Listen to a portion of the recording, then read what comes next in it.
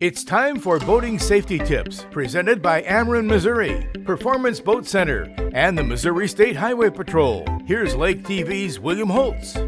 Time for another boater safety tip here on Lake TV. And we've got Trooper Brian Geyer here once again. And Trooper Geyer, I know that boating season is so much fun, but it's so important we talk about some of the things you can do to be safe while you're on the water. And on this particular segment, we want to talk about boat wakes and plowing and how you maneuver that. So can we start by kind of explaining what boat wakes, how they happen, and what plowing means exactly? Sure. Plowing is when a boat is pushing through the water instead of being more on top of the water. So at lower speeds, a V hull boat or a U hull boat will be pushing water to the sides. And once that boat is on plane, it's pushing less water to the sides and making less wake.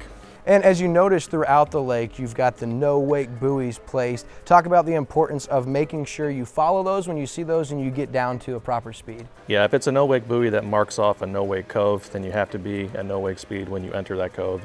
If it's a no wake buoy in front of a dock, then you would have to be on the other side of the buoy. And even if there's not a buoy, still have to be 100 feet away from a dock if you're above idle speed.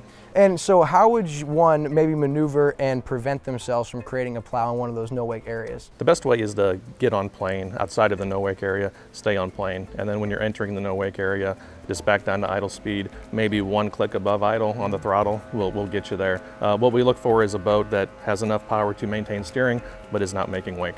Very good. Now, another thing that comes to mind when you talk about these boats and they're plowing and they're making these big wakes, PWCs, they love to go jump those, but you need to make sure you remember some guidelines and rules. So when it comes to a boat and a PWC, give us the requirements and the rules. Of course, when jumping a wake, the requirement is to be 100 feet behind that boat of the wake you're jumping, and also be mindful of where other PWCs are. We oftentimes see 2 or 3 jumping wakes and they could strike in midair or strike upon landing or get way too close. And that's very dangerous, so you want to make sure you keep those distances in mind. Now, when it comes to right-of-way, whether there's 2 boats or 2 wave runners, can you talk us through that process so boaters understand? Of course, right-of-way is exactly like it sounds. Each boat should turn to the right. So if 2 boats are coming head-on or close to head-on, if they each veer to the right, then they'll be out of each other's path. Of course, you have to remember that the other boat might not do that. So be prepared to take whatever action necessary to avoid an accident. Very good. And always, another important tip is to always drive sober and designate a captain that has not been drinking. One of many important tips that we're bringing you right here on Lake TV. Big shout out to Trooper Brian Geyer